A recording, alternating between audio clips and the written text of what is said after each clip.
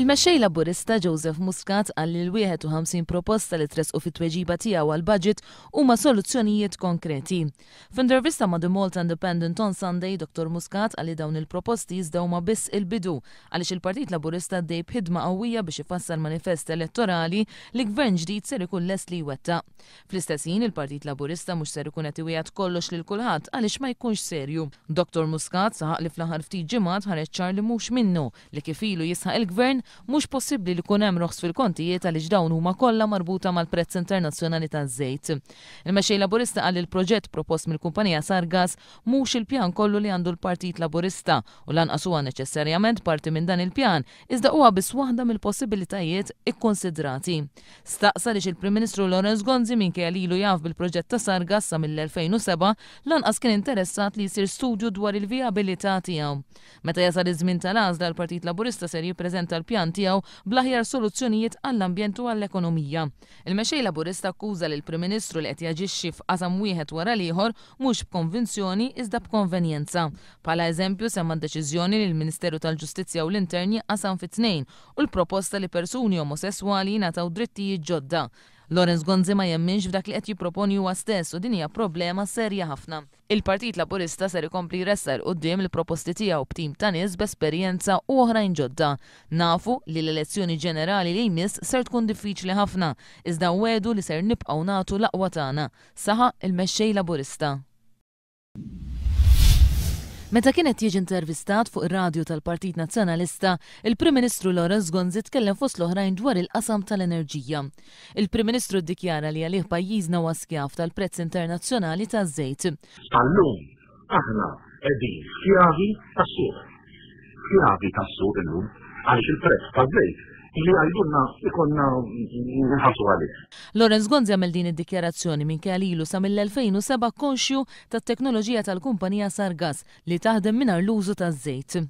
Din it-teknoloġija kienet ippreżentata lilu mill-istess Sargas 18-il xahar ilu, iżda sal-lum kienet injorata għal kollox.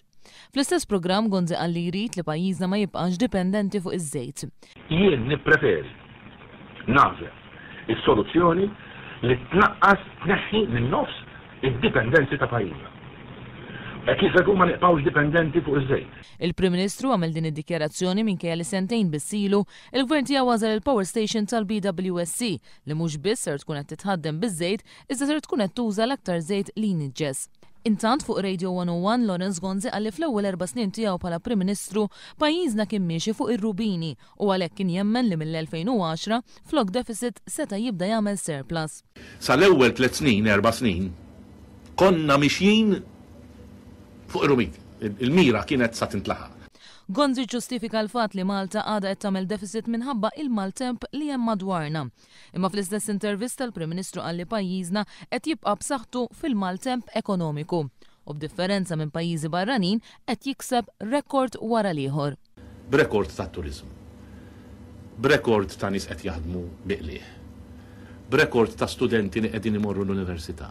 Rekord ta' studenti li qed imorru l-MCAST. Rekord ta' studenti li qegħdin jiggradwaw. Il-bomba li esplodiet fil-Ħamrun f'nofs ix-xahar li għadda kienet il-150 bomba li tpoġġiet ma' vetturi jew ma' bini fl-aħħar 30 sena f'pajjiżna.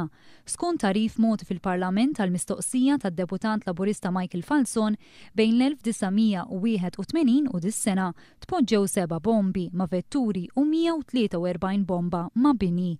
Matul dawn it-30 sena kienu biss 7 snin li fihom tpoġġew bombi ma' vetturi. L-istampa hija l-kollox differenti għal dawk li huma bombi ma' bini. F'kull sena matul l-aħħar 30 sena kien hemm każi ta' tqejjid ta' bombi ma' bini. Bit-tarif uffiċjali li ngħata fil-Parlament jirriżulta li bejn l-1981 u l-1987 fuq perjodu ta' 6 snin biss edu 58 bomba, medja ta' 9 bombi kull sena.